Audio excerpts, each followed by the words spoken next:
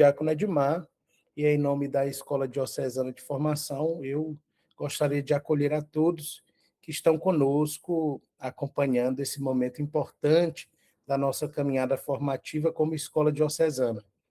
Mas eu não podia deixar de agradecer, de maneira muito particular, ao Padre Danilo, que em breve será apresentado pelo Padre Igor, e também gostaria de agradecer muito ao apoio técnico do Douglas, que está aqui nos ajudando com a transmissão, para aqueles que nos acompanham pelo YouTube. E queria agradecer também aqui publicamente ao Padre Igor, que tem nos ajudado bastante nesse itinerário formativo dedicado ao estudo do compêndio da doutrina social da Igreja. Ele, com o Padre Lucas, tem sido um apoio incansável no tratamento e verticalização dessa temática. Agradeço a todos os que estão conosco na Escola Diocesana, que colaboram diretamente para que esse trabalho de evangelização prossiga. Aqui conosco na sala também estão presentes o Padre Lucione, pároco da paróquia de Alcântaras, e o Padre Wellington Silva, a quem eu gostaria de acolher também nessa tarde, atual reitor do Seminário Propedêutico São José, e que, nesse momento inicial, fará também uma fala em razão da abertura do ano, do mês vocacional, do qual ele é responsável pela animação. Eu queria chamar aqui para participar conosco o Padre Wellington, para que possa fazer a sua saudação e iniciar a sua exposição. Queria acolhê-lo com muita alegria e dizer que para nós é uma honra tê-lo conosco, Padre. Seja muito bem-vindo. Obrigado, meu querido diácono Edmar. Boa tarde a você, a todos os presentes. Minha saudação também ao Padre Igor, como já foi acolhido, ao Padre Danilo, nosso convidado de honra, também ao Padre Lucione, que está presente aqui, a todos vocês. Em razão desse primeiro dia de agosto, a entrada do mês vocacional, agradeço aqui desde já mais uma vez ao diácono Edmar, foi me dado esse espaço para trazer um pouco à tona esse tema que perpassa todos os temas da vida da igreja e mais ainda a questão da tecnologia, já que nós estamos agora mais voltados ainda para esse novo espaço de evangelização que nós temos. Eu queria apresentar alguns pontos breves por aqui mesmo em relação a esse tema. Nós estamos, inclusive, com todo um trabalho voltado para isso, aqui na Igreja do Brasil como um todo, por causa do 5º Congresso Vocacional, que nós vamos realizar em Aparecida, em São Paulo, agora nos dias de 4 a 6 de setembro. E é um congresso que reúne todos os animadores vocacionais do Brasil para tratar do tema comunidades vocacionais. Então, a primeira coisa que é fruto de toda a reflexão, de todo o trabalho de escuta na Igreja do Brasil, é de que a animação vocacional ela não constitui um trabalho da comunidade, mas constitui a essência da comunidade. Então não é um apêndice, não é um anexo, como muitas vezes a gente pensou ou ouviu. Uma espécie de ponto, uma dimensão, um aspecto, e quase sempre muito negligenciado dentro da vida da igreja. Mas, pelo contrário, ela diz respeito à essência mesma do ser comunidade cristã. Por isso o tema comunidades vocacionais. O que quer dizer que a comunidade ela alimenta, ela discerne, ela apoia, ela é a raiz de todas as vocações. Então ela precisa tomar consciência dessa sua natureza para que ela consiga de fato realizar bem essa missão. Esse é o primeiro ponto então que eu queria abordar nessa fala. Então a animação vocacional não é mais uma pastoral da igreja, mas é a própria igreja em pastoral. É a própria igreja cuidando da sua missão. Pensar na animação vocacional, eu diria que é algo muito vinculado à história do ser igreja. Nós estamos aqui com o Padre Danilo, doutorando em História também, que tem essa ampla formação. E a gente sabe, a história ela é muito essencial para a gente se compreender no mundo. E a vocação é isso, a animação vocacional é uma igreja que tem passado, porque ela é grata a todos aqueles que a formam desde as suas vocações, né? Ela é uma igreja que tem presente, porque ela é uma igreja que sustenta os seus vocacionados, que incentiva, que alimenta, e aqui vocacionados em sentido amplo, né? Não só os ordenados. E ela tem futuro, porque ela prepara aqueles que, acolhendo esse chamado, discernindo esse chamado, vão dar continuidade à missão. Então é uma igreja que tem história, é uma igreja de história, é uma igreja que assume realmente o seu lugar no mundo. Um segundo ponto que eu queria trazer para a nossa reflexão é exatamente esse tema da amplitude das vocações. Quase sempre, quando falamos em vocação, pensamos só no ministério ordenado, o que não deixa de ser bom, mas não é suficiente. A vocação na igreja é, em primeiro lugar, a vocação à vida, a vocação a ser santo, mas a raiz fundamental das vocações está lá no último domingo de agosto, que é a vocação, no nosso caso, esse ano são 5 domingos, mas quando são 4, é ali a vocação laical, porque é a vocação a ser cristão. E a maior fatia de vocacionados da igreja. Então, quase sempre quando a gente fala em vocação, pensa só no ministro ordenado, o que representa uma certa perca, porque a grande parte da igreja, né, está nos batizados. E negligenciar isso e deixar isso de lado é perder um pouco a oportunidade que a gente tem de fomentar essa vocação, de ver isso como vocação, aliás. Né? Então, comunidades vocacionais, nossas igrejas, nossas paróquias, nossas comunidades precisam ser comunidades que alimentam a vocação laical. E essa vocação laical ela vai cada vez mais se radicalizando, digamos assim, né? Amadurecendo, ela vai encontrando mais formas de servir, porque da vocação laical vem o matrimônio, é aquele que vai dedicar-se à pequena comunidade familiar, vem a vida religiosa, aquele que vai com os conselhos evangélicos imitar Jesus numa pequena comunidade, geralmente, né, de consagrados, e a vocação ao ministério ordenado, que é a hierarquia, que é o serviço à comunidade dos vocacionados. Né? Então, são essa amplitude dos vocacionados, dos chamados, é o que deve estar no olhar e na missão das comunidades vocacionais que devem ser as nossas paróquias. Muito bem, acho que um outro aspecto, né, quero muito ser breve nessa minha fala, mas então estou tentando pontuar. Um terceiro aspecto que é importante a gente refletir nesse primeiro dia de agosto, acolhendo o mês das vocações, é entender essa ação evangelizadora da igreja em chave vocacional. Então, como eu disse, e volto ao primeiro ponto, não é mais um aspecto apenas, mas é todo o fazer da igreja. Então, todo o nosso trabalho, enquanto animação vocacional, deve ser o de estar presente em todas as ações da igreja. E a igreja está presente em tudo aquilo que é vocacional. Então, tem que ser, de fato, uma pastoral de conjunto. Então, se você entende assim, até o trabalho ele fica mais leve, porque não se trata de multiplicar alguma coisa, mas de usar o que nós já temos e o que fazemos em uma chave, em uma perspectiva, nesse caso vocacional, que possa ajudar as pessoas a discernir o seu chamado, que possa apoiar aqueles que já estão em discernimento, que possa rezar pelas vocações. Né? Então, eu acho isso interessante porque quando o diácono me chama para falar isso aqui, em primeiro momento poderíamos até pensar que não tem sentido, né? Vamos falar de IA, vamos falar da Magnifica Humanitas, doutrina social, e o que tem a ver com vocação? Tem tudo a ver. E é exatamente isso que estamos fazendo aqui, o terceiro ponto de que eu estou falando. Nós marcarmos essas presenças, nós conversarmos entre nós. Porque às vezes parece que a igreja é um corpo mutilado, né? Cada um trabalha para o seu lado, cada um faz o que pode e não pode muito, porque está separado, né? Então, quando fazemos em comunhão, quando conversamos juntos, quando partilhamos, todos ganhamos.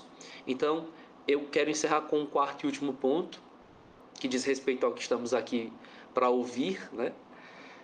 A presença da igreja nas redes, a presença da igreja no mundo digital, que está cada vez mais nos convidando a uma verdadeira conversão pastoral, não pode prescindir também dessa dimensão vocacional. E eu, como reitor do propedêutico e como animador vocacional, já tenho ouvido coisas do tipo: padre, eu vi um vídeo nas redes mostrando uma ordenação, ou falando sobre o ser padre, e aí eu vim aqui porque eu queria saber o que é que eu faço para ser padre, né? Claro que você tem uma gama de desafios aí, porque a comunidade vocacional precisa ser uma comunidade de encontro, uma comunidade real, não pode ser apenas uma comunidade digital, virtual, né? Mas vejam, lá no uso da tecnologia, já está presente um braço da comunidade que evangeliza, que testemunha, que anuncia e que tocou essa pessoa, tocou este jovem. Então, olhar para as tecnologias também em chave vocacional. Fala-se muito ultimamente dessa queda nas vocações, fala-se também desse distanciamento, né, em certa medida, da juventude, mas a verdade é que nós temos aí uma grande oportunidade também de evangelizar e de fazer pessoas discernir suas vocações. Então, a tecnologia, as redes, é um mundo que precisa, que carece desse olhar também vocacional, porque afinal de contas, como dizia São João Paulo II, as vocações são um olhar de amor que Deus dirige a cada pessoa.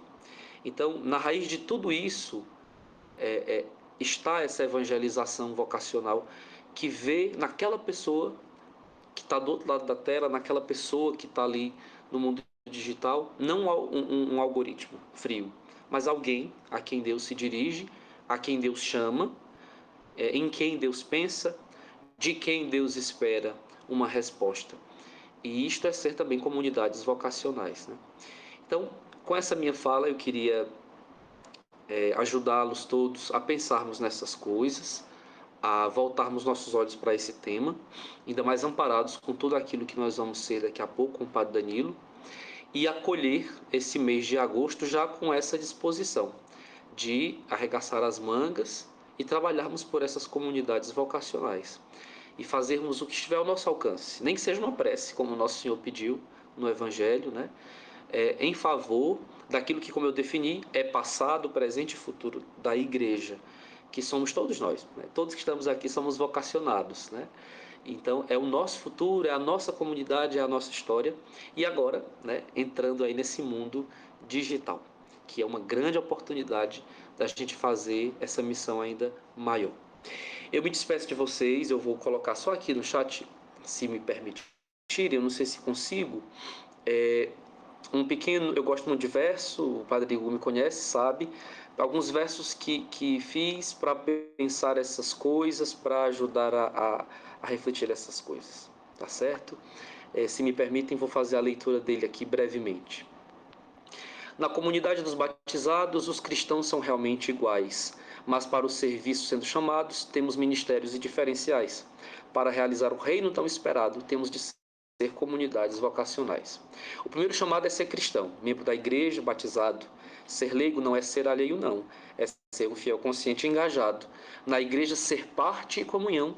E no mundo, ser evangelizador dedicado. Para outros, um chamado singular faz deles uma pequena comunidade.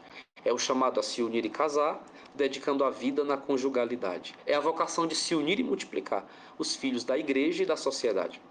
Para outros, o chamado vem na radicalidade, está na raiz mesma do ser um cristão. É deixar tudo e viver em pequena comunidade, imitando Jesus em tripla opção. Votos de pobreza, obediência e castidade fazem dos religiosos a vocação. Nessa família que Cristo guia, de batizados, casados e consagrados, há ainda o serviço da hierarquia, que serve à comunidade dos vocacionados, atuando como bispo, padre ou na diaconia, tendo a vocação dos ministros ordenados. E aí, já achou seu lugar? Nesse corpo, todos têm sua missão. A vocação à vida é, sobretudo, amar, e servir é realizar essa sublime função. Vamos pedir que todos se deixem chamar e que todos descubramos nossa vocação. Muito obrigado. Obrigado mais uma vez ao Diácono pelo espaço, Padre Danilo, Padre Igor, Padre Lucione, a todos vocês. Vamos então aí resgatar ou construir comunidades vocacionais. E por que não dizer comunidades vocacionais digitais, né? Também. Obrigado. Gratidão ao Padre Wellington. Eu vou passar de imediato a palavra ao Padre Igor, que fará a apresentação do Padre Danilo para que inicie a sua exposição. Muito obrigado, Padre Igor. A palavra está com o senhor. Boa tarde a todos os presentes, aos que compõem aqui a sala, Diácono Edmar, Padre Lucione, Padre Wellington, de modo especial, o nosso convidado de honra dessa tarde na Escola de Formação, o Padre Danilo Pinto, e acolhemos também os demais padres, religiosos, seminaristas, leigos, agentes de pastoral, animadores de comunidades, que nos acompanham pelo YouTube da nossa diocese. Padre Danilo Pinto, que estamos acolhendo nessa tarde, é presbítero da Arquidiocese de Salvador, é graduado em Teologia pela Universidade Católica de Salvador, mestre em História pela Universidade de Brasília, MBA em Gestão Empresarial e doutorando em Teologia pela PUC do Rio Grande do Sul. Também realizou formação bíblica em Israel. Até 2023, o padre Danilo Pinto esteve como um dos assessores da Comissão Episcopal para a Cultura e a Educação da CNBB, e atualmente ele exerce a função de secretário executivo do Instituto Nacional de Pastoral, Padre Alberto Antoniazzi, que é o instituto responsável pela análise de conjuntura eclesial, atua como assessor do grupo de trabalho sobre inteligências artificiais e tecnologias emergentes da CNBB, e também é vice-presidente teológico pastoral da Sociedade Brasileira dos Cientistas Católicos e sócio fundador da Sociedade Ratzinger do Brasil. Então, por causa disso, ele acolheu com muita alegria quando nós falamos, né, sobre o tema, acolheu com muita alegria o convite de poder vir falar conosco. Já estávamos desde março com a nossa Escola Diocesana de Formação estudando o compêndio da doutrina social da Igreja. No último dia 15 de maio, o Papa Leão nos presenteou com mais uma encíclica social magnífica, Humanitas, dentro do corpo sistemático de reflexões sociais da nossa igreja. Já temos aí o 14º documento pontifício, que trata diretamente sobre a questão social. Então, Padre Danilo, fique o tempo que você estiver disponível para estar conosco, então fique à vontade, o tempo é seu, e nós passamos a palavra agora ao senhor. Seja muito bem-vindo, a casa é sua.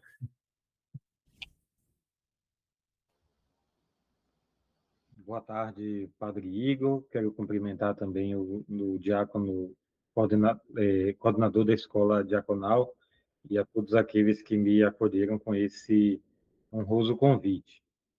Eu fiquei muito feliz. Há pouco tive a oportunidade de visitar o estado do Ceará.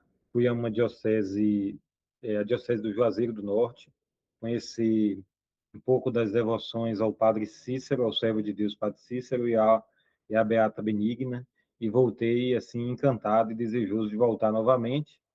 Em menos de uma semana, eu estou tendo uma oportunidade também de encontrar com outras pessoas do querido estado do Ceará. E fiquei muito feliz com o convite. Esse é um tema que tem me despertado interesse e trabalhado há muito tempo, que é o tema que foi abordado pelo Papa Leão XIV, sobre o cuidado da pessoa humana no contexto das inteligências artificiais, configurando aqui uma nova encíclica social ao lado daquelas importantes contribuições que foram surgindo na vida da Igreja, sobretudo do Papa Leão XIII, até os dias atuais.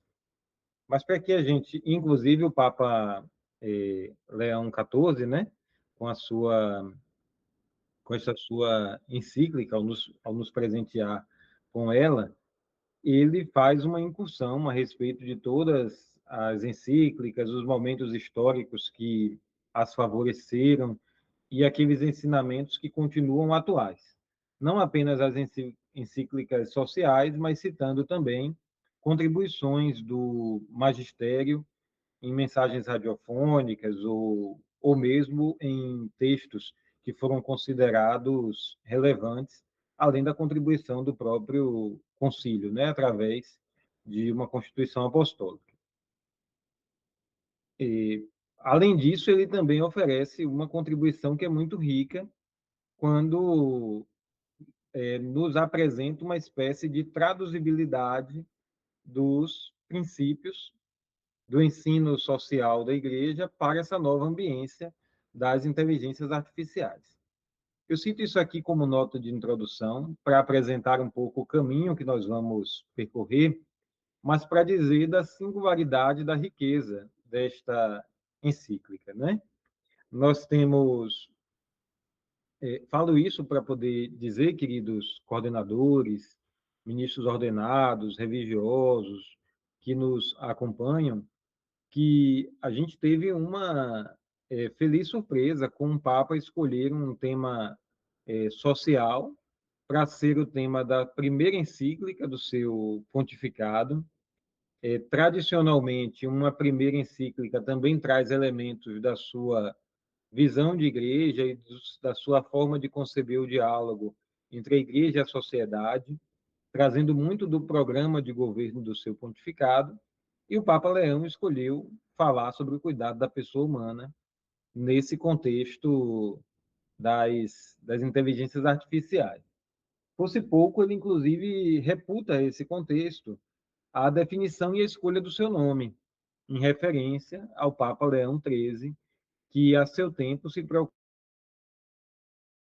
em ser uma resposta a partir desse tesouro humanista, humanista cristão, ao tema das mudanças causadas em razão das transformações favorecidas pela Revolução Industrial no mundo do trabalho. Então, falo para poder dizer que nós estamos diante de algo que é histórico, diante de uma contribuição que é muito especial e que traz um certo ineditismo em relação às anteriores, quando se ocupa e propõe a falar sobre a traduzibilidade desses princípios para o atual contexto que nós vivemos. Mas antes de falar propriamente sobre a encíclica, eu acredito que é importante que a gente conheça um pouco sobre essa ambiência e contexto que ensejou a publicação de uma encíclica sobre esse tema. Porque o Papa poderia falar de tantas coisas, não é? Mas por que escolheu falar justamente do tema da pessoa humana em contexto de inteligências artificiais e tecnologias emergentes? E, para tanto, para começar, eu queria propor que eu queria contar uma pequena história. E aí eu queria pedir ao meu amigo que pudesse passar aqui, o Padre Igor, o, o slide, ele que está aqui conduzindo o PowerPoint, é a história do Prometeu acorrentado, né? Pode passar, Padre Igor, para o próximo também. O Prometeu, ele é um personagem da mitologia grega, né? Todos nós sabemos, se consigo aqui, aqui, que o Prometeu ele era um titã. Ele era filho de Jápeto e de Ásia, era irmão de Atlas, uma figura muito interessante, que é aquela que mitologicamente é representada trazendo o mundo nas costas. E, juntamente com seu irmão Epimeteu, recebeu de Zeus a incumbência de desenvolver a humanidade. E assim ele faz. Ele começa com Epimeteu a tentar desenvolver a pessoa humana, mas nesse processo ele percebe uma espécie de submissão da humanidade aos deuses, né? E é nesse contexto em que uma certa inconformidade ele acaba desafiando Deus, revelando o segredo do fogo do Olimpo aos homens. Ele pega aquele fogo, aquela chama, e revela a humanidade. Quando ele faz isso, os homens começam a produzir fogo. Eles que dependiam dos deuses ganham uma espécie de autonomia que não possuíam. E com a produção do fogo, eles vão dependendo menos da própria natureza e dos deuses, a partir do uso dessa técnica. Começam, então, a cozinhar alimentos, eles começam a preparar armas para poder se defender de outros animais, dos animais e de outros homens. Eles começam, inclusive, a guerrear entre si. E aqui acho que a gente pode passar também para o próximo slide, Fábio. Começam a guerrear entre si. Mas o que acontece? Quando isso acontece, o Zeus fica enfurecido com toda essa história, com esse nível de autonomia, porque os homens, então, dão as costas ao transcendente, aos deuses, e acham que podem contar com os próprios recursos que eles são capazes de desenvolver a partir do uso da técnica, a partir do fogo. Então, Prometeu é condenado a ficar amarrado numa rocha no Cáucaso, ao qual, todo final de tarde, vinha uma águia que lhe comia o fígado, para ser restituído e, no dia seguinte, voltar a ser devorado novamente, até que, depois de muito tempo, ele é libertado por Hércules, mas sempre passando por um sofrimento muito grande. Essa história toda nos coloca diante de uma pergunta, né? Será que é permitido a gente fazer o fogo? Né? Essa é uma primeira pergunta. Mas é uma pergunta simbólica, porque ela nos diz o seguinte, que quando a pessoa humana tem acesso ao uso da técnica, ela pode tender à desmedida. É nesse sentido que a gente se pergunta qual é que é o limite para o uso da técnica. Eu trouxe essa história para a gente conversar um pouco sobre a mitologia da desmedida ao uso da técnica, porque ela tem ricos significados para a gente. A primeira é porque traz o contato da humanidade com a experiência do fogo, que foi uma das experiências que permitiu à pessoa humana se desenvolver do ponto de vista neuroplástico, do ponto de vista neuronal, permitindo ali novas associações, novos comportamentos, a ponto de desenvolver a pessoa humana na sua biologicidade. Mais adiante eu vou falar sobre outros desenvolvimentos, até chegar no tema da inteligência artificial. Mas essa mitologia consagrou aquele que foi chamado de paradigma tecnocrático, quando a técnica deixa de ser um instrumento e passa a ser considerado um fim. E é essa desmedida do uso da técnica que vai ser bastante criticada já ali desde o pontificado do Papa Francisco, quando ele traz as primeiras discussões a respeito desse tema, ao falar da ecologia integral. Mais adiante, ele vai falar também dessa, dessa crise, né? desse paradigma tecnocrático, quando começa os seus discursos a respeito do tema da inteligência artificial. E quando o Papa Leão publica Magnifica Humanitas, ele também retoma essa contribuição trazida pelo Papa Francisco para expor o seu pensamento social sobre o tema. Então, começamos aqui com essa história como uma introdução para a nossa conversa, e aqui eu queria pedir ao padre Igor que pudesse passar novamente.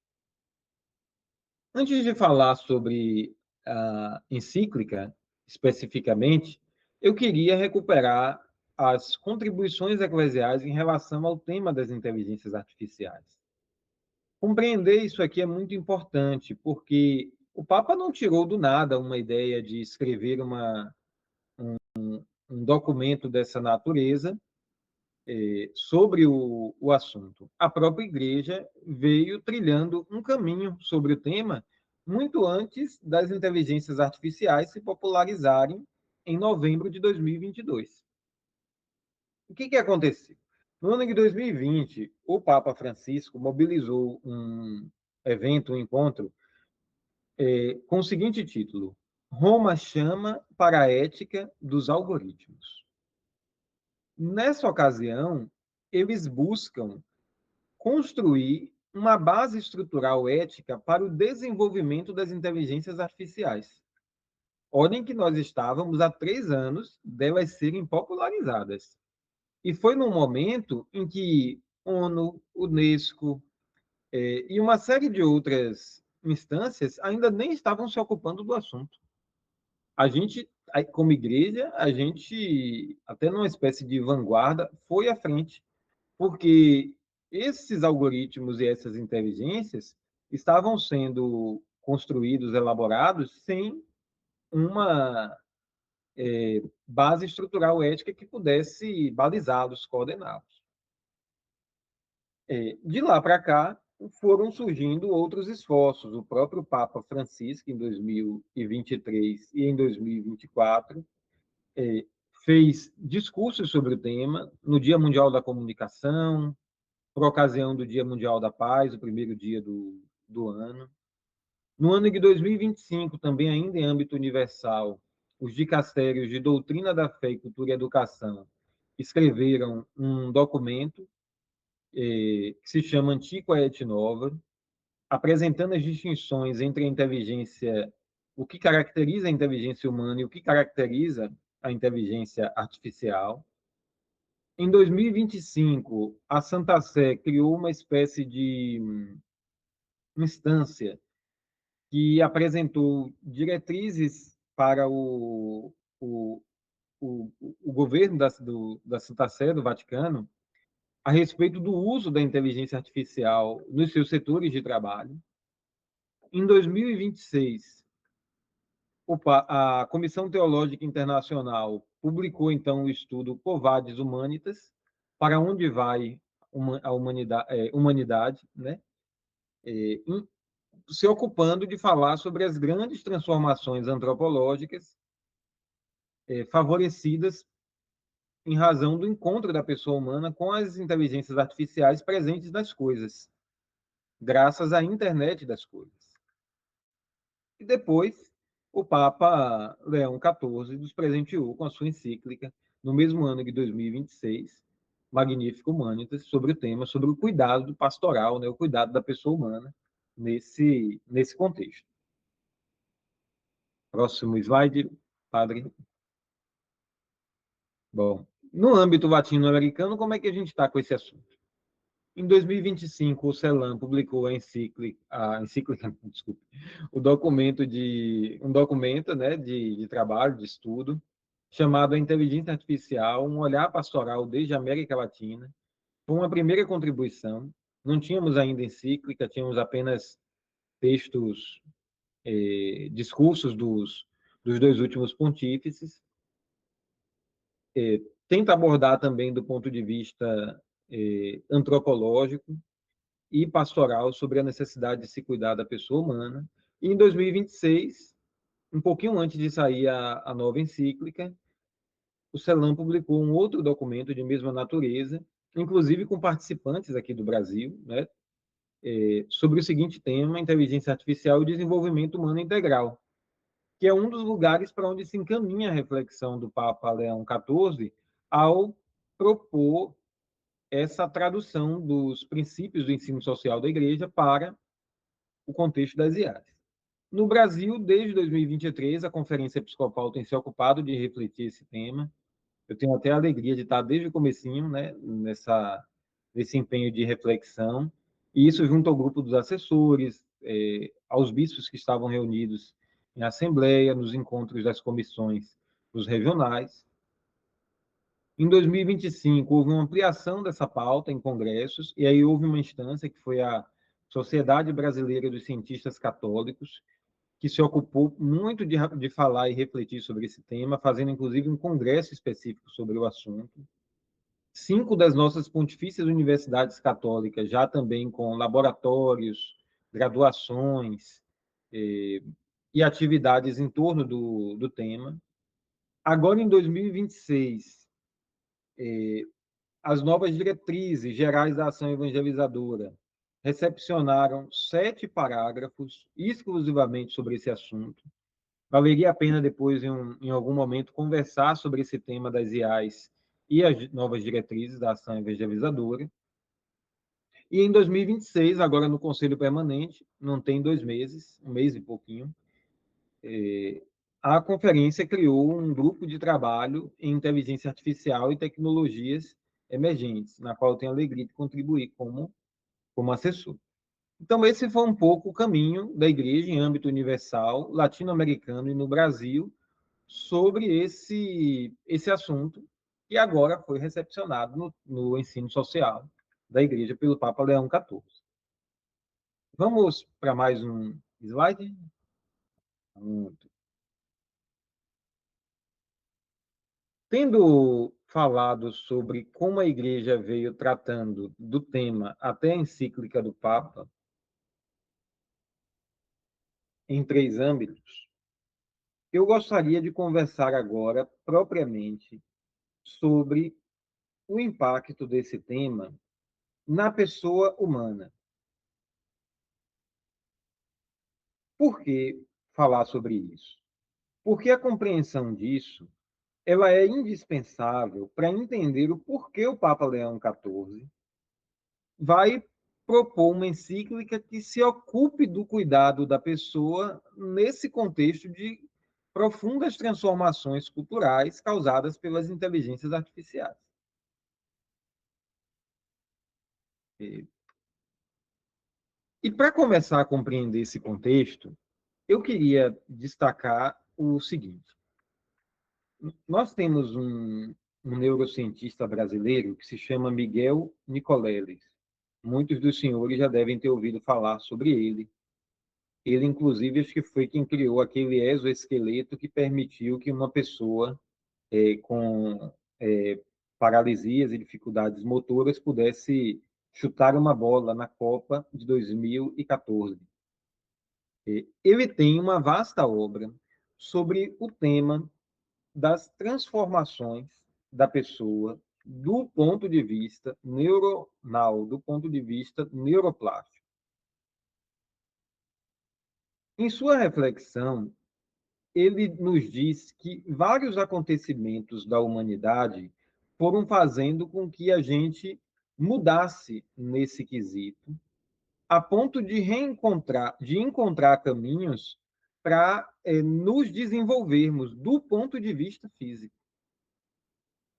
Uma dessas mudanças, eu vou destacar 4 das muitas que ele cita. Mas quais seriam, acho que, as 4 mais expressivas? A transformação causada pela administração do fogo, né, do qual a mitologia do Prometeu foi um retrato. Né? Depois, o momento em que a pessoa humana começou a escrever, porque ela projetou para fora de si uma memória. Então, o surgimento da escrita foi uma outra etapa da história em que a pessoa foi mudando do ponto de vista da sua organização dos neurônios. Depois, o momento em que surge a imprensa, com Gutenberg, porque isso socializou o conhecimento, favorecendo uma grande amplitude do conhecimento. E, por fim, a chegada da internet seria o 4º ponto que eu destacaria. A chegada da internet, porque nos colocou numa condição de hiperconexão, mas não só a chegada da internet, a experiência da internet das coisas, o que hoje faz com que a gente tenha internet em diversos aparelhos, nos sensores de fadiga dos nossos veículos, né?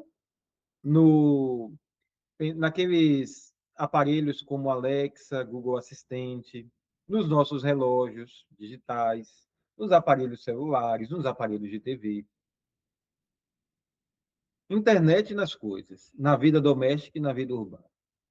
E, por fim, aí a inteligência artificial presente nas coisas em razão da internet. Então, olhem aqui. Essas 4 coisas foram causando profundas transformações na biologicidade humana. E nós estamos agora no bojo de uma dessas transformações do ponto de vista da nossa biologicidade. Só que essa transformação, ela não tem acontecido apenas do ponto de vista neuronal, do ponto de vista neuroplástico. Ela tem acontecido também na nossa ambiência. De que forma? Olhem que interessante. Antigamente, olha a expressão que eu estou usando, antigamente, a gente dizia que as inteligências artificiais reuniam informações a nosso respeito cada vez que a gente curtia uma postagem, fazia um comentário em determinado conteúdo, ou um compartilhamento de informação. Isso ia fazendo com que o algoritmo, na sua semântica, né, na sua forma de classificar e organizar as informações, formasse um entendimento a nosso respeito e nos expôs a conteúdos que correspondam à nossa visão de mundo. Só que hoje, essas inteligências artificiais se aprimoraram de tal forma que elas reúnem informações a nosso respeito por outros caminhos. Por exemplo, os milissegundos que eu fico diante de uma imagem quando eu estou aqui andando pelas mídias sociais. A temperatura do meu corpo, que é medida através de relógios digitais, que inclusive avaliam meu sono, os meus batimentos cardíacos, a minha pressão arterial, se está elevada ou reduzida. Elas chegaram a ponto de, inclusive, conseguir mensurar os padrões elétricos dos nossos pensamentos. Comenta aí no chat, vou fazer aqui uma pergunta. Quem é que já teve a sensação de que conversou algo com um amigo e aquele conteúdo apareceu como publicidade nas mídias digitais? Comenta aí. Eu, ou bota uma mãozinha ou um joinha. Agora eu vou fazer uma outra pergunta. Quem aqui já teve a sensação de que pensou em algo e aquele conteúdo do seu pensamento apareceu numa mídia digital? Ou num mecanismo de busca, ou ele foi apresentado de alguma forma. Isso tudo se deve à capacidade das inteligências artificiais agora predizerem o nosso comportamento através da forma como mapeiam e reúnem as nossas informações, alimentando as suas bases de dados e formando um entendimento a nosso respeito. Isso parece assustador, né? Tem uma autora, inclusive, o nome dela é Nita Farahany, que possui uma obra chamada Batalha pelo Seu Cérebro, que reflete sobre o tema da diminuição da privacidade em razão do aprimoramento das inteligências artificiais e da forma como elas reúnem nossas informações. Tem um filósofo, Luciano Floridi, que ele inclusive chega ao ponto de dizer, olha, hoje já não existe mais online e offline. Eu desconecto, eu não estou mais online. Não, o tempo todo a gente está online, né? O WhatsApp domesticou o trabalho, enquanto a gente está aqui, a gente está sendo comentado, curtido, compartilhado. As pessoas são interessantes para a gente, estão interagindo com a gente, a ponto de hoje ele cunhar uma nova expressão que é o on-life, né? A gente está o tempo todo on-life, a nossa vida está on, porque hoje foi formada uma nova ambiência, não um novo ambiente para o qual a gente entra e sai, mas uma nova ambiência que nos envolve. Eu falo isso para poder dizer que as transformações, nós estamos passando por mudanças muito grandes. Mudanças do ponto de vista biológico, mudanças do ponto de vista cultural.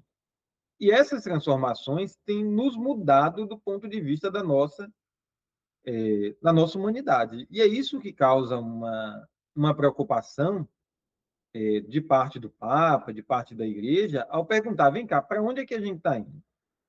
E o que, que a gente está construindo com isso? São as perguntas do Papa Leão XIV. Vamos para o próximo slide, que eu quero ainda comentar mais um pouquinho sobre essa transformação no ambiente. Pois bem, olhem aqui. Há pouco eu falava sobre o jeito como os algoritmos operam, né? O algoritmo ele é um elemento constitutivo da inteligência artificial. E o que, que o algoritmo faz? Ele soluciona um problema com base numa linguagem de programação.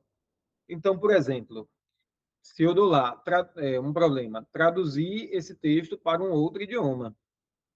Então, esse algoritmo ele vai, por meio de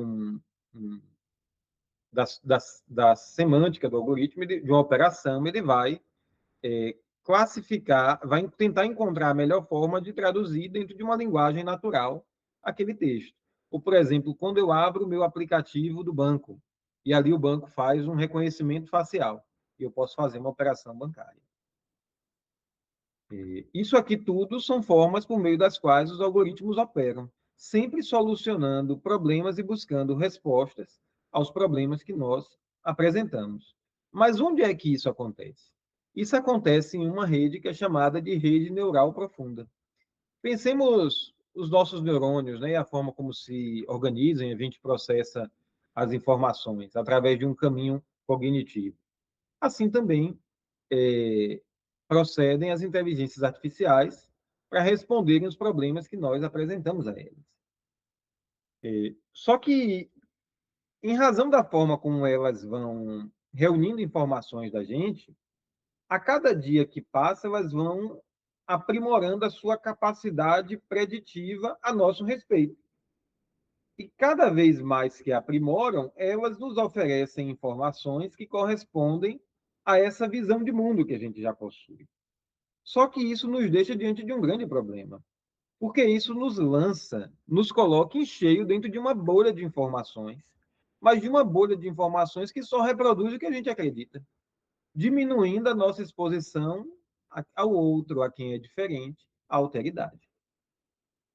Quando isso acontece, a gente começa a ver alguns fenômenos no comportamento social.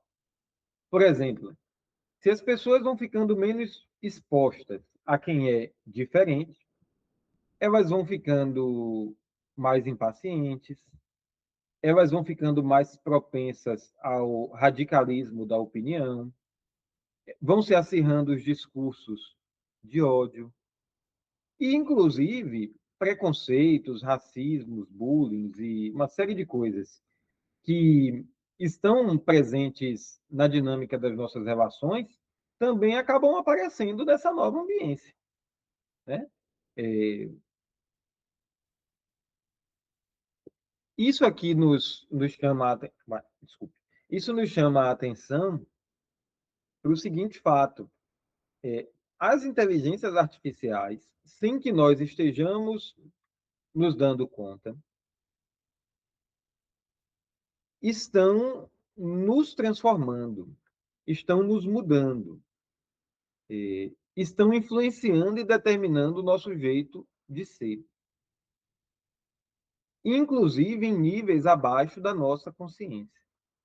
Tem um filósofo coreano chamado Byung-Chul Han, que tem uma obra chamada A Infocracia, que diz que hoje essas IAs conseguem reproduzir no digital uma espécie de espelho do nosso inconsciente. Basta a gente olhar, por exemplo, os mecanismos de busca das nossas mídias sociais. Ali tem, por meio desses mecanismos de predição, espelhados aspectos dos nossos desejos mais profundos.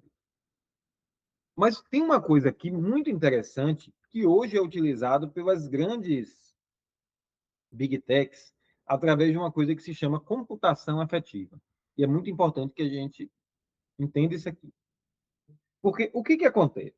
Tem um autor chamado Max Fischer, numa obra que se é intitulada de Engenharia do Caos, que ele conseguiu compreender o seguinte: quando um algoritmo nessa rede neural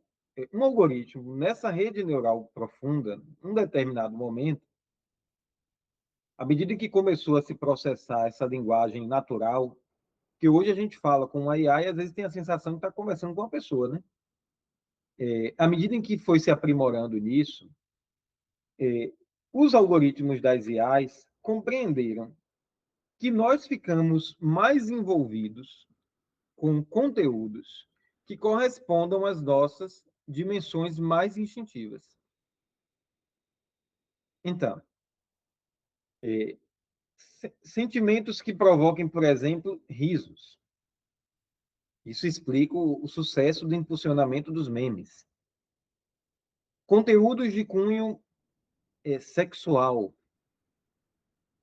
Conteúdos que evoquem aquele sentimento de nós contra eles. Que ativem aquelas dimensões de ódio. Ou mesmo conteúdos que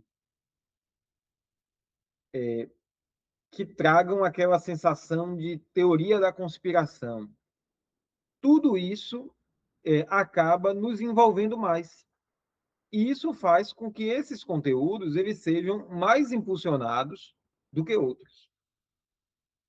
Isso aqui nos chama muita atenção, porque quando a gente vai falar da pastoral, e a gente está numa escola diocesana de formação, né? Eu quero citar aqui um pouco isso. O algoritmo na mídia social, presente nos mecanismos de busca, em uma série de lugares, ele vai priorizar determinados conteúdos e não vai priorizar outros. E não nos enganemos, não são os conteúdos de sinodalidade, de civilização do amor, de diálogo, o que vai ser priorizado pelo algoritmo. Não é isso. Mas que conteúdos são? Prestem atenção, porque agora, para você que quiser ser um influencer, eu vou dar aqui o segredo do sucesso, tá bom? São aqueles conteúdos que envolvem a pauta dos costumes, de modo moralizante, discursos e reflexões sobre o pecado, sobre o tema do combate espiritual, das batalhas, dos enfrentamentos, discursos de uma visão de igreja triunfalista, ali do final do 19 e do começo do 20, até anteriores ao Vaticano II. Tudo isso é o que é impulsionado pelo algoritmo. E aqui a gente precisa ter um olhar muito crítico, porque são muitas as pessoas que chegam até a gente pedindo para a gente rezar, fazer determinadas orações, cultivar determinadas espiritualidades, mas a gente precisa considerar o que é que está impulsionando por trás esse tipo de conteúdo e formando a visão de sociedade e de igreja que as pessoas possuem. Isso tudo aqui está na raiz da pergunta, né? Que tipo de pessoa humana é que a gente está se tornando? E que tipo de sujeito eclesial é que está surgindo a partir disso? É por isso que o Papa está tão preocupado com esse tema, né? Mas vamos para frente. Próximo slide. Nós nos vemos, então, diante de duas lógicas antropológicas. Uma é a lógica da antropologia cristã, outra é a lógica da antropologia do algoritmo. Quando a gente fala da antropologia do algoritmo, o que a gente detecta, né? Identifica? Primeiro que o algoritmo, ele reforça a visão de mundo que a gente já possui. Ele nos expõe a bolhas de informação, ele nos diminui a experiência de contato com o outro, e ele tira da gente a capacidade de discernimento, estreitando a nossa visão eclesial, visão de igreja e visão social, estreitando o nosso horizonte. A lógica da antropologia cristã é outra. É a lógica do diálogo, e não apenas do estar exposto a si mesmo e às coisas em que acredita. É a lógica da cultura do encontro. É a lógica da escuta, e o algoritmo ele nos deixa diante de uma crise de escuta atenta. O Papa Francisco nos falou muito disso, os filósofos contemporâneos têm falado a respeito disso. Ao nos manter dentro de uma bolha de informações.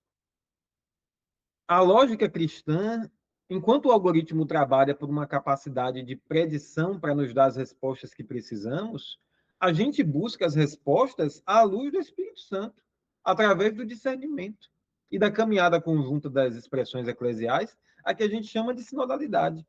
Então, percebam aqui como existem duas lógicas totalmente diferentes. Totalmente diferentes.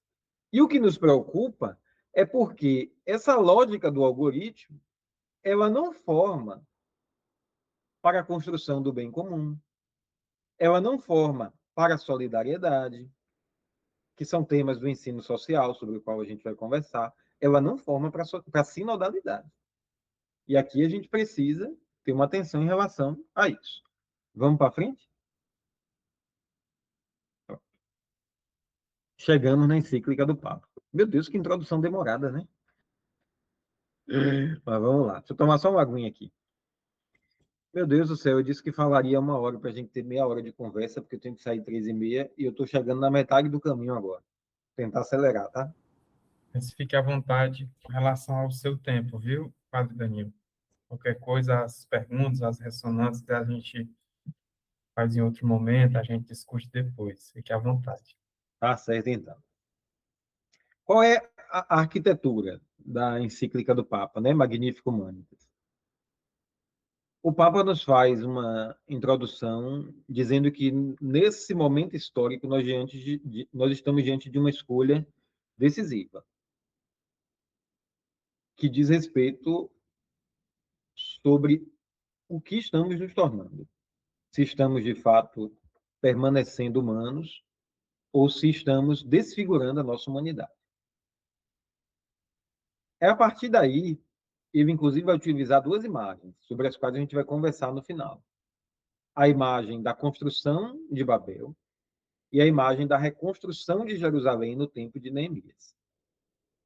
No capítulo 1, ele vai fazer uma introdução no ensino social da vida da igreja, recuperando muito desse patrimônio de reflexão e de promoção da pessoa humana, a que a gente chama de humanismo cristão, humanismo solidário, ou mesmo com o nome de humanismo integral. E vai fazer isso dando um destaque ao que foi produzido a partir do magistério do Papa Leão XIII, no final do XIX, até o Papa Francisco, agora no começo do século XXI.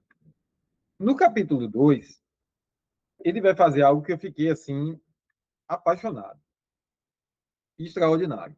O que ele vai fazer? Ele vai nos mostrar, é como se fosse uma tradução de idioma. Ele vai nos apresentar uma espécie assim, a gramática do ensino social da igreja nessa nova ambiência que a gente está e que tem causado transformações na nossa biologicidade, à nossa volta e do ponto de vista cultural. No capítulo 3, aí a gente não vai entrar nesses capítulos, né, mas vou aqui passar panoramicamente. Ele vai falar sobre o tema da técnica e do domínio e sobre aquele paradigma que eu conversei no começo, o paradigma tecnocrático. No capítulo 4, ele vai falar sobre a salvaguarda, a proteção da pessoa humana nesse contexto de transformação. E aqui vai falar sobre o tema do livre-arbítrio, das mudanças no contexto do trabalho, do tema da verdade. No capítulo 5, ele vai refletir sobre o tema da cultura do poder e da civilização do amor, vai tratar do tema da IA no contexto bélico e da construção da cultura da paz. E, na conclusão, ele vai fazer um itinerário de vida cristã, como uma resposta a esse contexto de mudança que estamos vivendo. Ao falar do mistério da encarnação, da Eucaristia, da construção do bem comum, terminando com a imagem de Maria no Magnífico. Nessa encíclica, é muito importante observar, antes de mergulharmos propriamente nos capítulos 1 e 2, que é o motivo da nossa conversa, no que influencia o Papa Leão XIV. Ele recupera aqui alguns teólogos e pensadores do humanismo integral e do humanismo de modo geral. Tem uma clara influência agostiniana nos textos. Até essa ideia de trabalhar o tema das duas cidades, né? Babel e a reconstrução de Jerusalém, né? Recordemos da obra A Cidade dos Homens e a Cidade de Deus. Tem aqui uma clara influência dessa obra, como de todo o pensamento agostiniano. Temos aqui influência de teólogos, pedagogos e filósofos como Romano Guardini, Tolkien, que escreveu O Senhor dos Anéis, que é um literato também de influência agostiniana. Temos uma influência da filósofa Hannah Arendt, que fala sobre a pessoa humana em contextos de totalitarismo.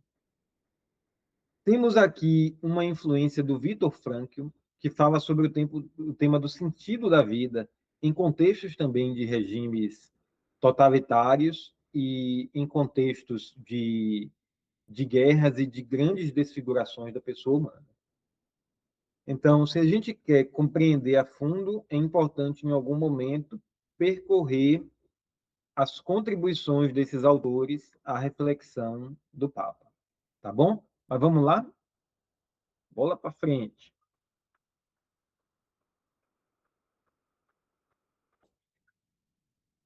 Eu queria pular essa introdução, porque eu já conversei bastante sobre elementos que estão aqui. E queria ficar, então, aqui nesse primeiro slide. A primeira coisa que o Papa registra é que a doutrina social da Igreja tem um caráter dinâmico. Em cada época histórica, coisas novas provocam uma resposta do Evangelho. E nós estamos diante de um momento histórico que tem interpelado a doutrina social da Igreja por dentro. Uma outra coisa que é importante considerar é que esse ensino social da Igreja ele reconhece a autonomia das realidades terrenas. Isso está lá em Gaudium et Spes. Como também a clara distinção que existe entre a comunidade eclesial e a comunidade política. A gente não quer substituir o Estado ao propor um ensino social, uma doutrina social, mas oferecer uma contribuição ao bem comum, a partir dos valores que são auridos do Evangelho e da capacidade da Igreja de refletir e promover a pessoa humana à luz da fé. Uma outra coisa que também é muito importante é o diálogo que é estabelecido com as ciências humanas a partir delas. A palavra de Deus oferece critérios, né? E a filosofia e as ciências, elas vão ajudando a aplicá-la. Então, a igreja não quer levantar essa bandeira de posse da verdade, né? Mas ela reconhece que a verdade é um bem a ser partilhado. E aqui tem a imagem do poliedro. Ele evoca a imagem da igreja como poliedro, que foi bastante usada pelo Papa Francisco. Cada expressão ou cada aspecto, ele oferece uma contribuição, espelhando um elemento da verdade e nos ajudando a nos aproximar melhor daquilo que é a verdade. E depois, esta indicação de que a doutrina social da igreja, ela é um caminho para um discernimento comunitário. Ela não é um manual de instruções, de normas que a gente segue, mas uma expressão da teologia da comunhão na história, no mundo, né? Ou uma tradução do princípio da comunhão eclesial para o diálogo da igreja com a sociedade. Padre Igor, vamos lá. Nós chegamos agora num momento assim muito gostoso da encíclica. Eu, inclusive, fiquei surpreso. Eu fiquei assim, meu Deus, ele é um papa, né? Ele não precisava ter que recuperar tudo que os outros fizeram sobre o tema do ensino social da igreja para falar o que ele precisa dizer. E no começo eu fiquei assim achando que não precisava ter feito isso, sabe? Que foi um esforço além da conta, né? Mas depois, olhando o conjunto da obra, isso tem um significado muito especial. Isso porque com o passar do tempo, as coisas vão sendo perdidas, né? A gente tem, inclusive, mudado a nossa consciência histórica em razão dessas transformações neuronais que estamos passando. Então, é muito significativo que a gente olhe que, primeiro, entender o sentido pelo qual a igreja apresenta um ensino social, e depois entender o motivo pelo qual ela é convidada a cada tempo a fazê-lo, que é o que ele se ocupa de dizer na primeira parte do capítulo. Aí chega aqui nesse momento que é muito suculento, em que ele vai percorrendo os pontífices de Leão XIII até o Papa Francisco, e mostrando as principais contribuições de cada pontífice, inclusive, isso aqui é muito interessante, mostrando o que é que permanece atual de cada reflexão ou não, certo? Eu vou passar aqui em linhas gerais em razão do tempo, mas o slide vai ficar à disposição, né? Então, depois a gente pode olhar a miúde, como também percorrer o próprio texto da encíclica, porque aqui, o que tem aqui está lá na encíclica, tá? Bom, o primeiro a oferecer uma contribuição é o Papa Leão XIII com Rerum Novarum, né? Era o contexto histórico da precarização dos direitos trabalhistas, no momento em que vivíamos uma grande revolução industrial com conflito entre capital e trabalho e a grande exploração operária.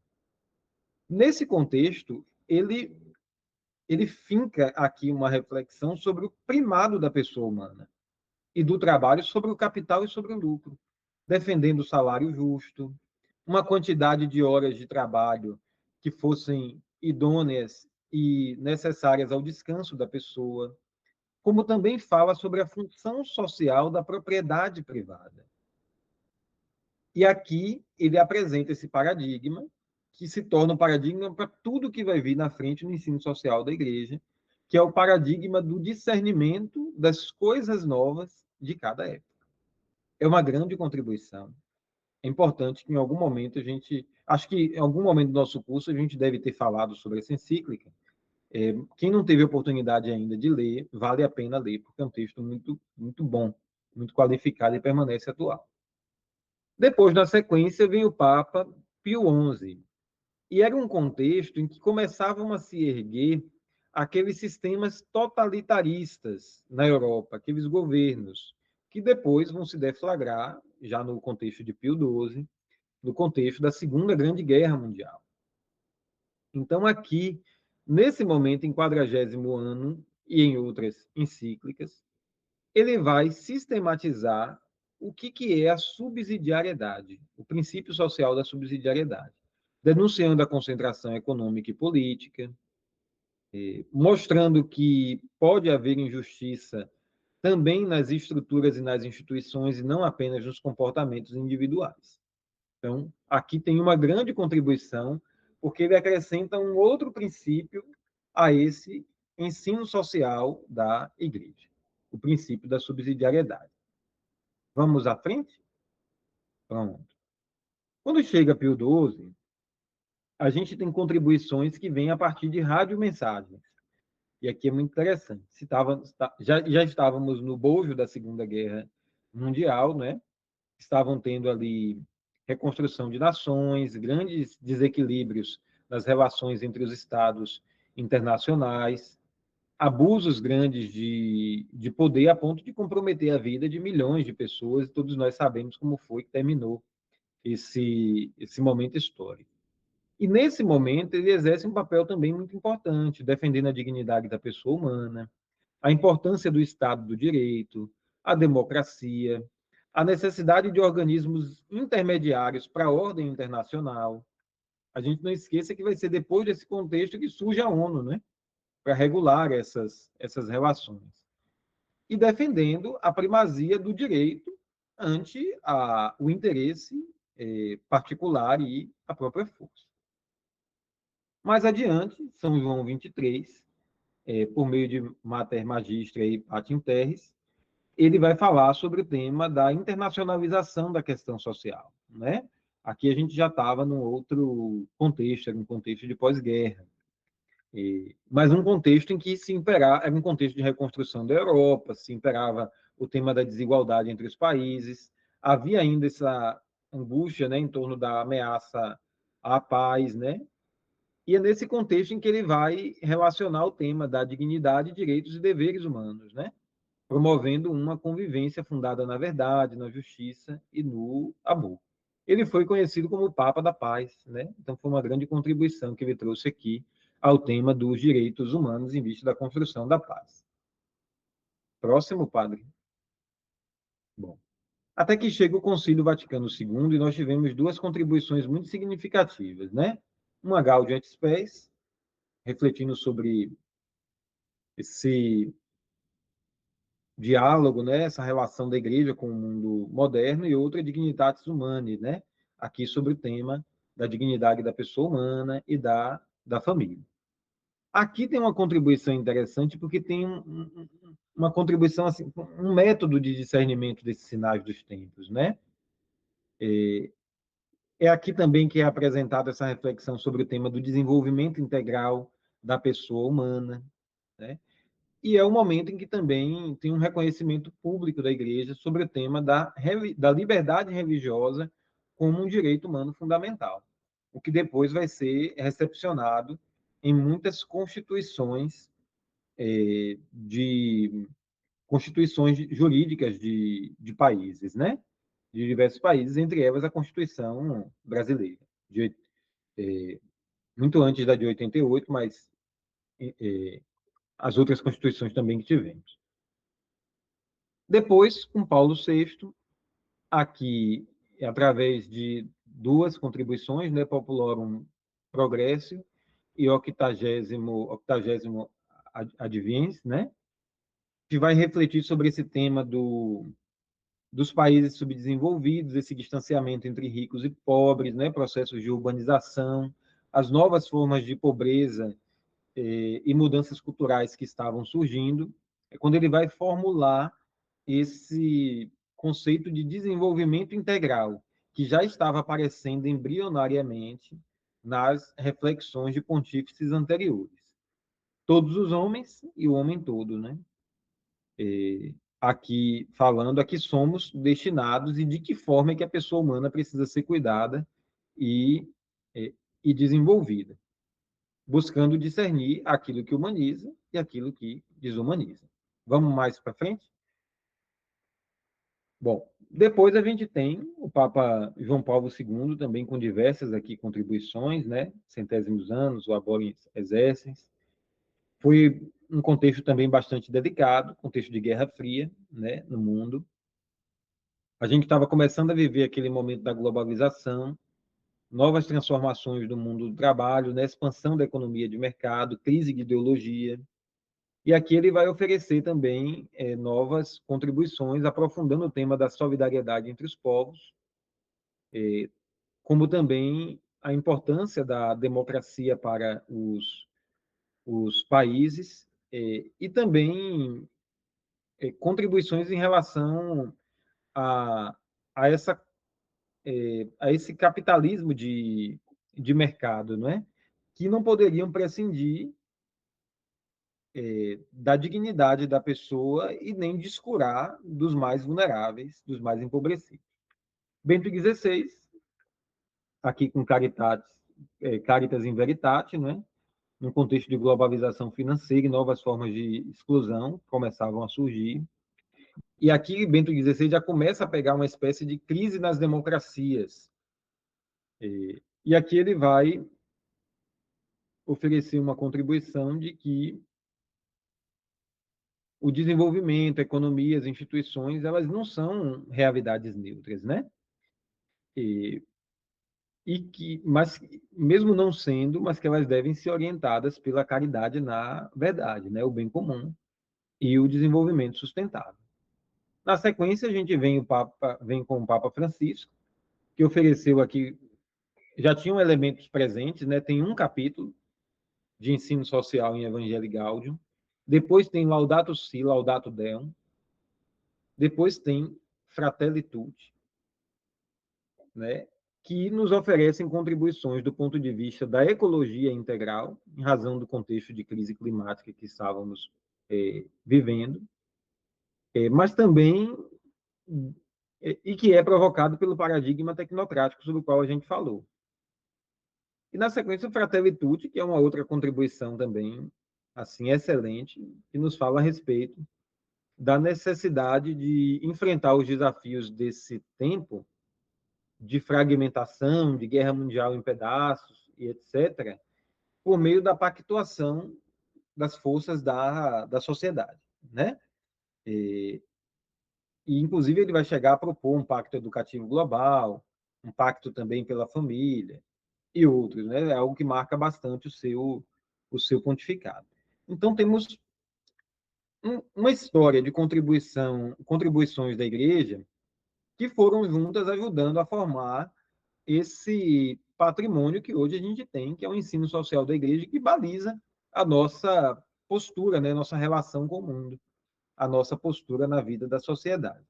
Vamos para frente, padre?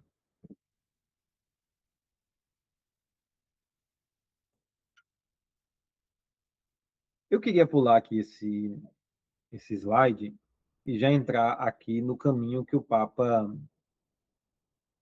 Leão faz, né? Para a gente dar um pouquinho de atenção aqui, porque tem uma contribuição muito original aqui, tá? De fato, eu acho que a gente chegou esse tema do cuidado da pessoa humana no contexto das IAs. Eu tenho uma leitura que ele vai alcançar. Alguém no começo dizia assim: olha, eu acho que vai ser para esse pontificado que foi o tema da ecologia integral. eu já tenho uma leitura de que eu acho que vai ser algo muito mais amplo, porque isso tem nos atravessado de um jeito. Mas vamos agora olhar. Eu proponho a gente fazer um caminho em 3 estações. Primeiro, olhar para o princípio, o que que esse princípio significa, né? De modo, assim, significa tradicionalmente no ensino social da igreja, e qual é a tradução que ele apresenta para o princípio dessa nova ambiência. Tá bom? Vamos lá. O primeiro princípio é o princípio do bem comum, o ensino social da igreja vai classificar como sendo a forma social da dignidade, né? Ele se refere àquele conjunto de condições que permite a cada pessoa e aos grupos humanos alcançar a plenitude da sua realização. Não, aqui tem uma coisa muito interessante, porque o bem comum não é a soma de cada interesse individualmente, não é? Mas ele é um bem compartilhado. Ele é construído pela participação, pela corresponsabilidade e por um projeto comum. No contexto das IAs, o que o Papa Leão nos chama a atenção? Ele vai nos falar que tudo que hoje compõe o ciclo de vida de uma IA, plataforma, algoritmo, infraestrutura digital, ele precisa ser considerado como uma realidade que estrutura essa vida comum. Ele não pode ser orientado apenas pelo interesse das big techs. Ele precisa favorecer a participação, a responsabilidade, o acesso equitativo, o cuidado dos mais vulneráveis. Isso está ali no número 96. E aqui a gente precisa ter atenção, meus irmãos e irmãs, que é o seguinte: cada vez que a gente tem um problema no cenário externo, quem mais sofre é quem está lá na ponta. São os mais pobres, os mais vulneráveis. Você olha as crises climáticas, quando acontecem as catástrofes ambientais, quem é que mais sofre? Quem são os primeiros a serem atingidos? É quem está lá na ponta. Não é menos diferente no contexto das inteligências artificiais. E ele mostra isso na sua encíclica. Depois aqui, o princípio da destinação universal dos bens. Aqui, o ensino tradicional, o ensino social da igreja tradicional, ele nos diz que todos os bens da criação, eles foram destinados por Deus para a família humana. A propriedade privada, ela não está desobrigada disso. Ela é legítima, mas ela não é absoluta, porque ela tem uma função social. E ela precisa cumprir essa função social, né? Permanecendo subordinada ao direito de todos e aquilo que é necessário à vida. O Papa Leão XIV vai nos dizer que os novos bens que têm surgido, né? Patentes, algoritmos, plataformas digitais, as IAs, as infraestruturas, os dados, eles também estão destinados à universalidade dos bens. Eles também precisam contribuir com a família humana. Eles não podem ficar concentrados na mão de poucas pessoas que vão regulando o seu uso ou seu acesso, né? Então, isso aqui é um ponto que ele destaca de que isso não pode ser considerado fora dessa destinação universal. Vamos para frente. O princípio da solidariedade, né? Aqui é um princípio e virtude ao mesmo tempo. Ele reconhece que existe uma interdependência entre as pessoas e os povos, mas ele exige um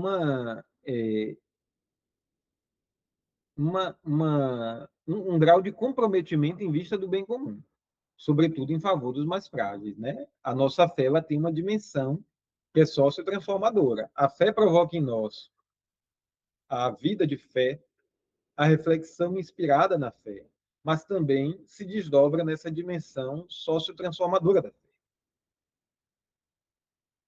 Isso aqui a gente precisa ter atenção porque as redes digitais elas vão reforçando essa independência entre as pessoas, né? Porque assim, a gente às vezes pode ter a ilusão porque a gente está muito mais conectado, né? Por exemplo, nesse momento, imagina, eu estou aqui na Bahia, vocês estão aí, e a gente está próximo. Mas hiperconexão não significa necessariamente comunhão. Precisam ter outros elementos para que nós estejamos em comunhão, né? Então, é preciso a gente ter atenção a isso, né? Para que a gente possa transformar esses vínculos tecnológicos em partilha, em cooperação e cuidado. Então, a gente precisa entender que dados, algoritmos, a IA, precisam também existir em vista da solidariedade dentro do que ele chama de ecossistema digital. Agora aqui, o outro princípio, o tema da subsidiariedade. Aquilo que as pessoas e as famílias e as comunidades e os organismos intermediários podem realizar não deve ser absorvido por instâncias superiores. É isso que consagra o princípio. As instâncias superiores devem apoiar, podem coordenar, criar condições para a iniciativa, mas não pode substituir a instância que está numa gradação menor e que pode ser ocupada aqui. No contexto digital, as instâncias superiores são as grandes empresas, né? Essas plataformas que reúnem dados a nosso respeito. Mas a subsidiariedade aqui, ela vai exigir transparência, auditoria, instrumentos de recurso, acesso equitativo de dados, participação das comunidades nas decisões, aqui, de modo a impedir que governos ou as big techs possam governar unilateralmente sem o mínimo de participação de quem está em outras etapas do ciclo de vida das inteligências artificiais, né? Então, aqui ele traduz também muito bem o princípio para esse contexto. Vamos para o próximo? O princípio da justiça social, não é? No que consiste? É a organização das estruturas sociais, econômicas e políticas para que todos, sobretudo quem é mais vulnerável, tenham uma vida digna, uma vida humana. Isso aqui inclui a opção preferencial da Igreja pelos pobres, né? A superação das estruturas de pecado e uma dimensão reparadora de injustiças históricas. Só que a justiça social, nesse contexto das IAs, o que ela exige? Ela exige um acesso equitativo, tanto à tecnologia quanto à oportunidade. Ela exige uma proteção da pessoa à sua privacidade, contra a vigilância invasiva, sobre aquilo que a gente estava conversando de privacidade de pensamento. Proteção contra as discriminações dos algoritmos, porque eles também possuem vieses. Combate ao ódio, à desinformação, né? O lucro não pode ser o último critério, né? O sistema precisa respeitar a dignidade da pessoa humana, proteger os mais frágeis e permitir a contestação de uma decisão automatizada. Todos esses 5 princípios, justiça social, subsidiariedade, solidariedade, bem comum, destinação universal dos bens, estão orientados para o que falamos lá no começo, o desenvolvimento integral da pessoa humana, do homem todo e de todos os homens. Não apenas orientados para o crescimento econômico, mas para a promoção das dimensões, a dimensão espiritual, cultural, moral, social, né? E relacional da pessoa e dos povos, incluindo a casa comum e as gerações futuras, né? Isso aqui é um critério interessante para a gente poder avaliar a inteligência artificial, né? Porque a inovação não é um progresso apenas porque aumenta a nossa capacidade de produção ou de riqueza. Ela deve ser um progresso na medida em que ela permite que a pessoa se desenvolva plenamente. Então, a gente tem que se perguntar, né, se ela faz as pessoas crescerem em humanidade e fraternidade, ou se ela está promovendo, na verdade, desigualdade, controle e exclusão. Já estamos, então, agora, em uma perspectiva já encaminhando aqui para a parte final. Eu vou encerrar para que a gente tenha um momento de troca, tá? Vamos indo aqui para o próximo slide. O Papa usa, logo no começo da encíclica, depois mais adiante vai falar no final também, sobre 2 cidades. Mas o que ele pergunta aqui? Ele diz o seguinte: olha, a forma como nós comparecermos nesta ambiência, ela vai formar 2 cidades. Ela vai permitir que a gente construa 2 cidades. Uma delas pode ser Babel, que é a imagem da uniformidade, do orgulho, da autossuficiência, né? Recordemos do pedido dos homens, do apelo dos homens, né? Vamos construir para nós uma torre que nos permita alcançar os céus e adquirir para nós um novo nome. Ou seja, queriam alcançar os céus sendo transcendente e adquirir para si uma identidade sem Deus. Olha isso aqui, né? Em contraposição à reconstrução de Jerusalém no tempo de Neemias, das muralhas de Jerusalém, com uma responsabilidade que era partilhada, né, por todo o povo. E vamos para frente, porque aqui a gente olha de modo mais detalhado. Olha o que o Papa nos diz sobre a síndrome de Babel. Evitemos, portanto, a síndrome de Babel, a idolatria do lucro, né, que sacrifica quem é mais fraco, a uniformidade que anula a diferença, a pretensão de uma linguagem única, mesmo que digital, dedicada a traduzir ou reduzir tudo a dados e desempenhos, inclusive o mistério da pessoa. Esse é o risco da desumanização. Construir um futuro excluindo Deus e reduzindo o outro a um meio, uma tentação tão antiga e tão nova que hoje assume também uma faceta técnica, né? Essa é a síndrome de Babel. Vamos ao próximo? Mas o que é o caminho de Neemias, né? É aquele que destaca o valor do trabalho conjunto para garantir a segurança da cidade de Deus aos exilados que regressaram. Reconstruir hoje significa também reconhecer na pluralidade de vozes e visões que, por vezes, lembra a dispersão das línguas, a existência de uma possibilidade luminosa, a de edificar juntos, transformando a diversidade num recurso e fazendo da escuta e do diálogo o terreno comum no qual crescem a justiça e a fraternidade. No âmbito dessa obra partilhada, os cristãos encontram a sua forma específica de construir, orientar a ação para Deus, de modo que a sua luz, pluralismo, não se disperse na desordem, mas pela prática da sinodalidade se torne um lugar onde a humanidade reencontre os seus sólidos alicerces e o seu fim último. No Apocalipse, João vê a Nova Jerusalém descer do céu e de junto de Deus, como um dom para toda a humanidade. Essa visão de graça constitui para nós cristãos um apelo a trabalhar juntos, cultivando uma coexistência pacífica, justa e digna nas cidades de hoje. Meus amigos, com isso eu encerro aqui. Desculpa, porque eu acho que eu fui além, né, do tempo, acho que foi 1h10, né, de conversa. E eu não imaginava que eu ia tomar tanto tempo, mas eu achei importante fazer essa contextualização para a gente compreender o que está no horizonte das preocupações do Papa, que se ocupou de fazer uma primeira encíclica sobre um tema desse, né? Mas oferecendo aqui uma belíssima contribuição, necessária, né? E linda contribuição sobre esse tema. Eu acho que consigo ficar aqui até umas 15h55. Pode ser? Se tiver alguma pergunta.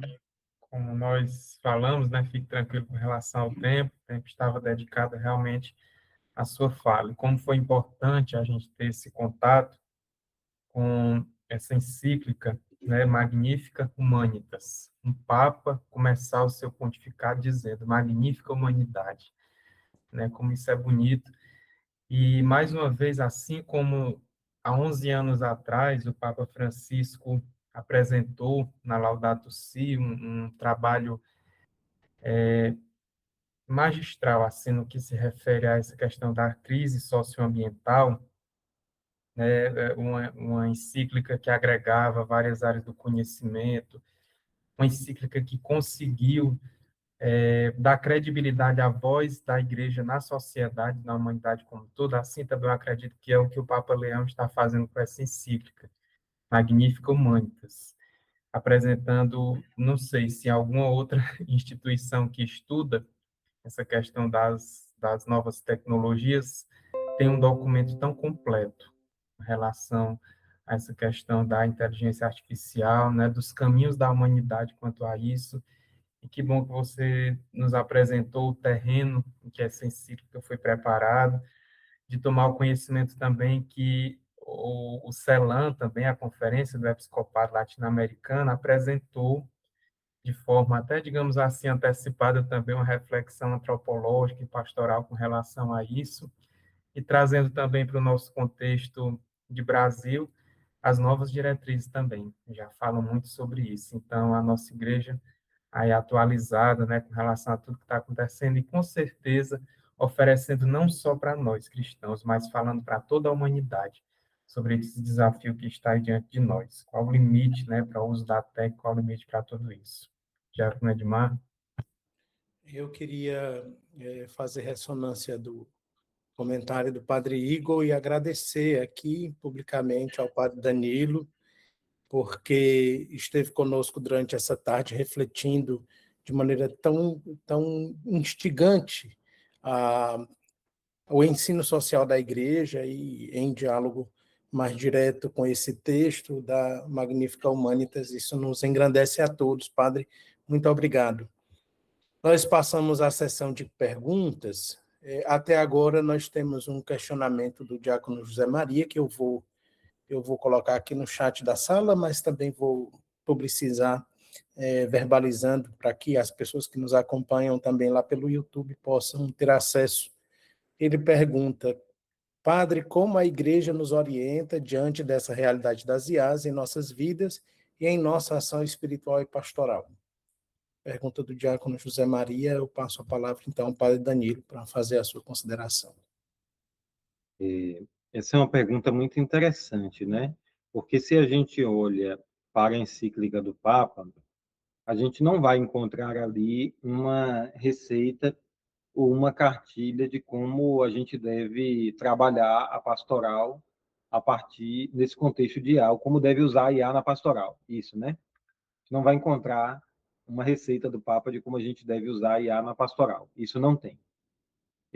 Mas ele nos dá aqui algumas indicações que podem nos ajudar nesse processo. A primeira é que a gente não deve se aproximar diante desse tema com pessimismo, mas também não podemos ter um otimismo ingênuo, mas precisamos comparecer com discernimento. Aqui na minha fala, eu acabei não me ocupando, em razão do escopo que me foi apresentado, de dizer como é que a gente pode usar IA na pastoral. Poderia fazê-lo, mas isso é algo que a gente pode descobrir de muitos meios, né? À medida em que a gente vai testando. Mas nós podemos usar de muitas formas positivamente, né? Por exemplo, a gente pode tudo aquilo que era mais braçal, que exigia um tempo, né? E que é uma atividade maçante, hoje pode ser feita. Por exemplo, hoje, ao invés de digitar o e-mail, eu gravo o áudio do que eu quero falar, coloco na inteligência artificial e peço para ela me dar o texto transcrito, exatamente como eu disse. E ela faz, isso me facilita um trabalho imenso, né? Mas pode nos ajudar de modos muito mais criativos. Na organização de planejamentos estratégicos, na sistematização de conteúdos, na organização de mapas mentais. Por exemplo, existe uma IA chamada Notebook LM, que é até aqui do Google, que ela é muito boa para organizar mapas mentais, para exposição de conteúdos, eu uso muito para estudar, né? Muito boa para estudos. Existe uma chamada Magisterium IA, que é uma inteligência artificial para a igreja, né? Para ministros ordenados. Tem textos do catecismo, do Código de Direito Canônico, os padres da igreja, bastante enriquecida e qualificada também. No entanto, a gente precisa cuidar do seguinte: existem coisas que a IA não substitui. O que a IA não substitui? A IA não substitui a escuta, ela não substitui o encontro, ela não substitui o discernimento, por mais que ela se proponha a resolver problemas, né? Mas por que eu estou dizendo isso aqui, das coisas que a IA não substitui? Porque hoje, os nossos fiéis nas nossas paróquias, já buscam ali chatbots de sacerdotes, de ministros ordenados, de psicólogos, de diretores espirituais, do próprio Jesus, para conversar. Existem situações, eu vou citar aqui 2 situações. Aliás, vou citar uma situação.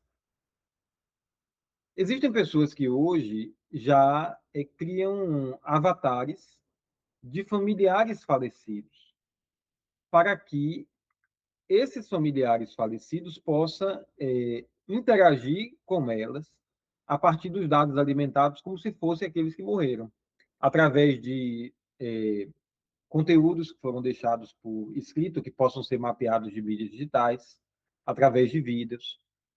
Só que imaginem, será que isso ajuda a trabalhar o luto?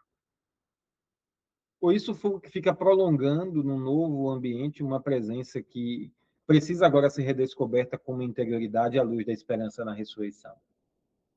Então, eu falo para poder dizer que, em relação ao mistério da configuração da pessoa Cristo, do qual constitui a nossa vida espiritual, a gente precisa ter um cuidado muito grande, né?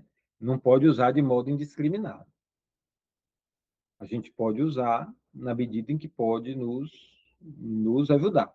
Mas ela não vai substituir uma mediação sacramental, né? Por mais que alguém queira celebrar uma missa no metaverso. Você não pode, né? Para celebrar a missa, realizar um sacramento, você tem que ter matéria e forma. Você não tem esses 2 critérios reunidos no ambiente desse. Então, se você, aí respondendo então aqui a sua pergunta, né? Como é que a igreja nos orienta diante dessa realidade? A ter discernimento.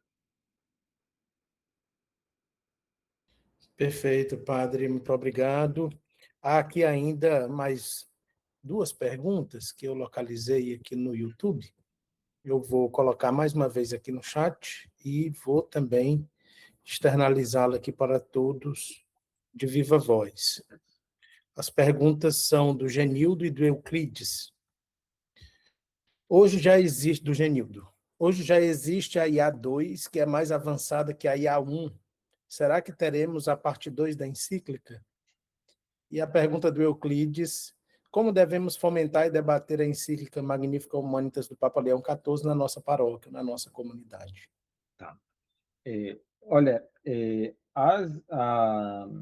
as inteligências artificiais, elas são como que, acho que até o Papa, não sei se é o Papa que fala isso na encíclica, mas elas são como que uma arquitetura, né? Que vai se construindo a si própria, se edificando, a partir da forma como alimentamos as bases de dados e a partir da forma como operam os algoritmos dessa rede neural profunda que mencionei.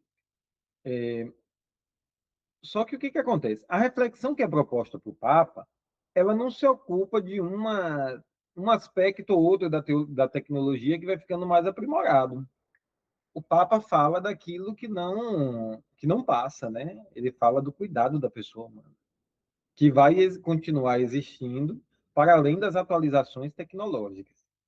Mas essa pergunta é muito interessante porque ela enseja uma reflexão muito bacana, que é a seguinte: num dado momento da encíclica, o Papa diz assim, olha, o que nos torna, ao falar do transhumanismo, não é? Que é a capacidade da pessoa humana se desenvolver a partir do uso da técnica, mas assim, incorporada à sua biologicidade ou alterada geneticamente a partir ditada geneticamente a partir do uso da tecnologia. E aí, nesse momento, ele diz, olha, o que vai nos tornar mais que humanos não é a tecnologia, não é a técnica. O que nos torna mais que humanos é a graça de Deus. Olha que resposta linda, né? É a graça de Deus que nos leva além dos nossos limites e que nos realiza plenamente. Então, fiquemos com isso, assim, né? A gente tem aí essa riqueza. Eu, aqui sobre a pergunta, né? Como devemos fomentar e debater a encíclica na nossa paróquia? o Papa Leão, outra pergunta muito interessante. O Papa Leão XIV, ele nos estimula a fazer uma espécie de letramento digital dos fiéis. Ele vai chamar de literácia digital. O que é isso, né? Isso é uma formação, né? Ele nos motiva a uma espécie de introdução, de uma formação, de uma educação das pessoas para essa nova ambiência. Porque nessa nova ambiência, a gente tem uma dificuldade grande de poder distinguir o que é verdadeiro do que é falso, né? O verdadeiro do falso. A gente está numa época que é chamada de época de pós-verdade, né? Em que há uma ruptura com a verdade. Olha o grande risco que a gente tem de desinformação, de fake news, de vídeos fakes. Hoje, com muita facilidade, as pessoas são enganadas. Nossos conteúdos são na internet. Para alguém criar um vídeo, um conteúdo simulando nosso vídeo e a nossa voz, é daqui para mim. Então, é muito importante que a gente faça esse letramento dos nossos fiéis, sempre reservando ali um momento, isso em todos os grupos, para poder falar um pouquinho sobre o tema, né? Sobre o que é, quais são as possibilidades de uso, quais são os riscos, como distinguir verdadeiro de falso. Começar do mais simples, né? Até que a gente possa ter conversas mais complexas, como essas que estamos tendo aqui. Eu queria pedir desculpas por não poder mais ficar. A conversa está sendo assim, para mim é um deleite, porque eu gosto muito de falar desse assunto. Mas não consigo mais, porque eu tenho um compromisso agora às 16. Mas o que eu queria motivar? Eu queria motivar as pessoas que pudessem estudar sobre esse tema, né? Existe muita pouca gente qualificada para falar sobre o assunto.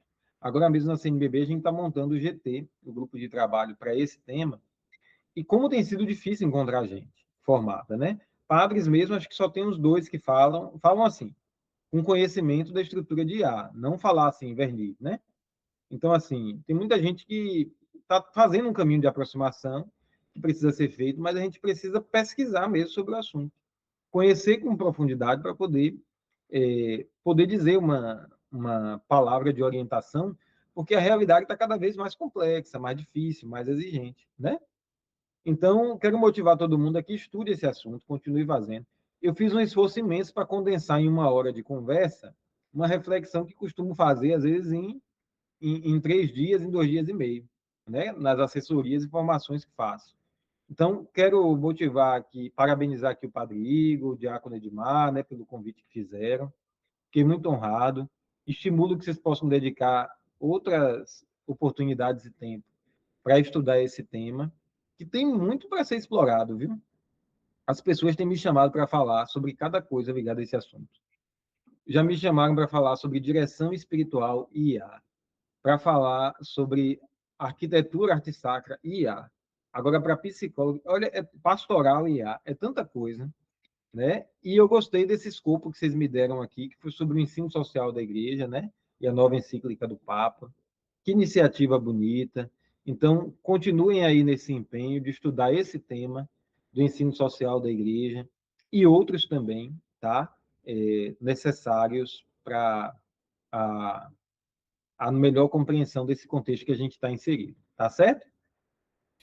Nós queríamos agradecer imensamente ao Padre Danilo pela gentileza com que aceitou o nosso convite e esteve conosco durante toda esta tarde, apesar das tantas ocupações, reservar um horário na agenda e comprometê-lo conosco é para nós assim motivo de muita alegria, Padre. Muito obrigado, obrigado mesmo. Nós temos outras questões aparecendo aqui, mas ficarão para o nosso debate posterior. E eu queria, para encerrar esse momento, agradecer a todos que estão aqui conosco, que nos acompanham pelo YouTube, Padre Igor, e também ao Padre Wellington, que esteve conosco mais cedo. Padre Danilo, a gente passa para as suas considerações finais e encerraremos, então, em seguida. Bom, eu já fiz as considerações finais. Só para não deixar sem resposta, para quem tiver uma pergunta, pede para me mandar pelo Instagram, que aí eu tento responder. Tá bom? Perfeito. Já que eu estou tendo que sair um pouquinho antes, tá? Um abraço. Pois, muito obrigado a você que esteve conosco até agora. Esperamos reencontrá-lo em breve numa próxima oportunidade. Obrigado a todos, Deus abençoe. Tchau, tchau, pessoal.